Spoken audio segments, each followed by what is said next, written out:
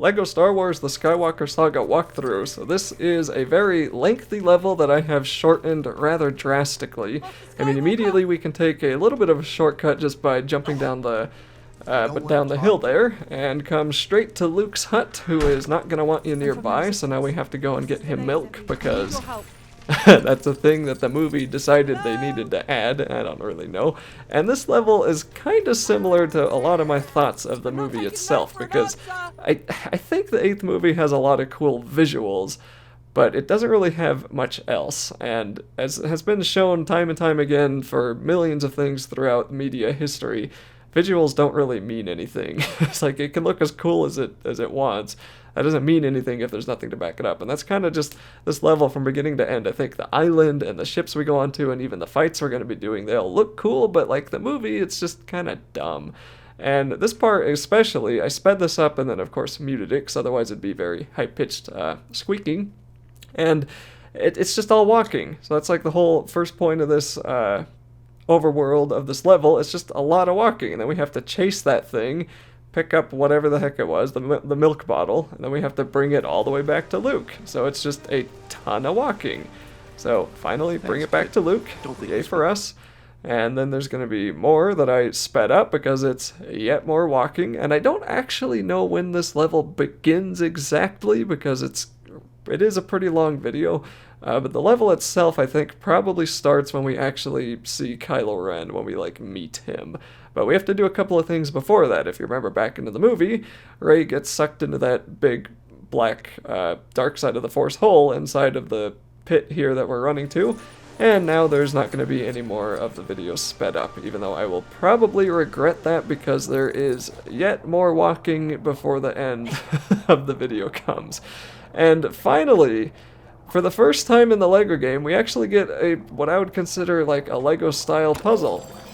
So if you notice, we get to see Rey and her various reflections, and we have to control her reflections to push the buttons until that portal fills in, and then we can step through into the next room.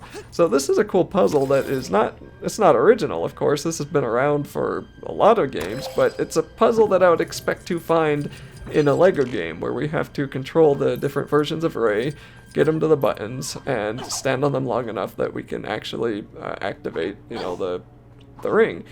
And for the most part, once you get her on one button, she's not moving off of it, so we don't really have to worry too much about making drastic mistakes, and it doesn't even last very long. That was like 5 of them, I think.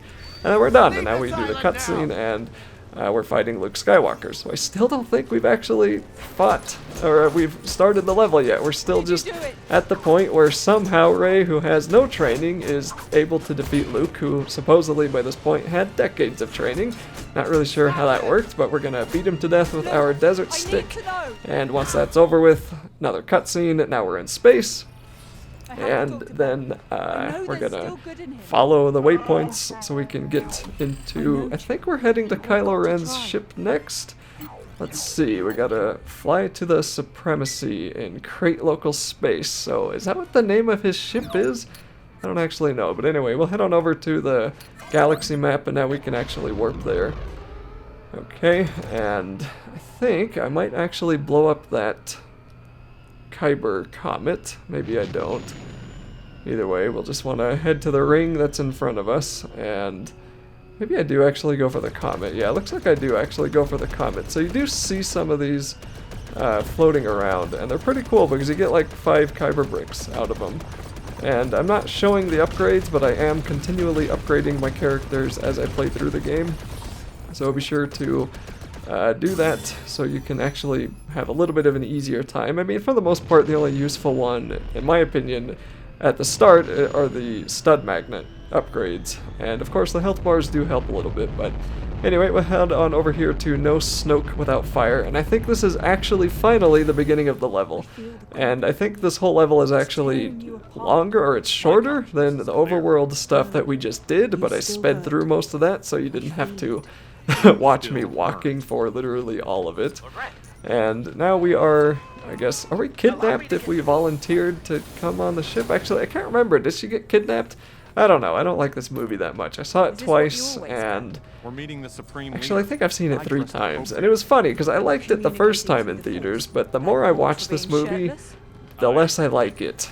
And it's quickly become my least favorite Star Wars movie, so I don't know. That's how it works with a series that has 9 videos over like 40, 50, however many years, you know. Did I say videos? 9 movies, you know. You're bound to not like one of them.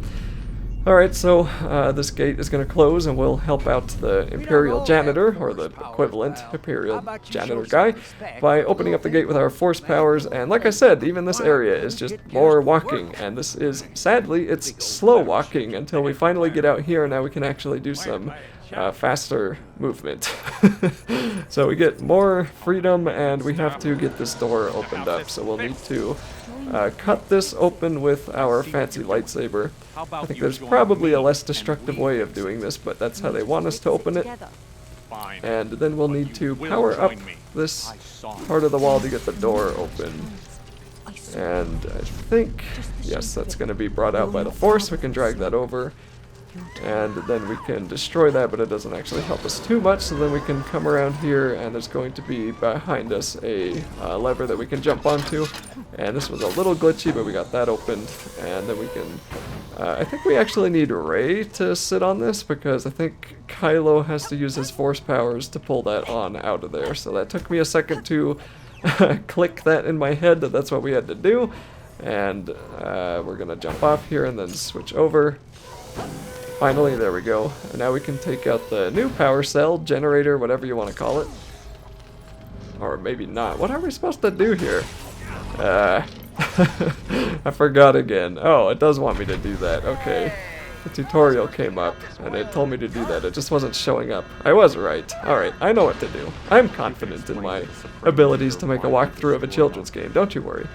Alright, so we'll pick this up, but now it's giving me this really obnoxious tutorial. I've done the Force many times, but I forget once, and then it's giving me a step-by-step tutorial on how to move this thing into the wall, so I probably should have just turned the stupid things off. If you even can. I think I may have looked, and then it didn't even stay. I don't know what the heck went on there. That was really weird, but anyway, I think I did look in the menus, and I don't think there was a very easy way to turn off the tutorials. There has to be, right?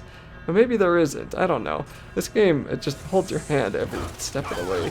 Alright, we go up the elevator, cutscene talking about Snoke, we get chucked around the room, and now we're fighting the Praetorian Guards. And this was easily the dumbest scene in the entire movie, but it's a little bit better off here. So this is really just an elongated boss fight where we fight a single guard at a time, and we get to swap between Kylo and Rey. And the LEGO version is actually significantly cooler, I think, than the movie was. If this was how the fight was in the movie, it would have been much less problematic. It'd been way more realistic, I guess. But for now, we get to play as what I think, like, Kylo's actually pretty cool. LEGO Kylo is a lot of fun to play as. He gets all these fancy super spin moves. It's just kind of sad we don't really get to play as him a whole lot in the campaigns. Obviously, you can play as him all you want in the free-to-play, but I think we only get a couple of levels as the campaign where we get to play with Kylo. So we get to do all of our fancy, angsty teen moves and defeat some of the Praetorian Guards who have a lot of health bars, but it's mostly just wailing away on one of the guards until the camera decides to snap you back to the other hero. And all the Praetorian Guards have the same moves that we have seen from pretty much every melee boss that we have fought in the game so far, and that's where they have those jump up AoE slam down attacks. They have those long, narrow, super fast jolting attacks that you just jump out of the way of. And something that I still haven't started doing yet, but I will eventually do more of, is the lightsaber throwing. Those tend to do a lot of damage to the enemies, especially while they are doing their little temper tantrum AoE move. You can just chuck a lightsaber at them, and they don't really seem to block them too well.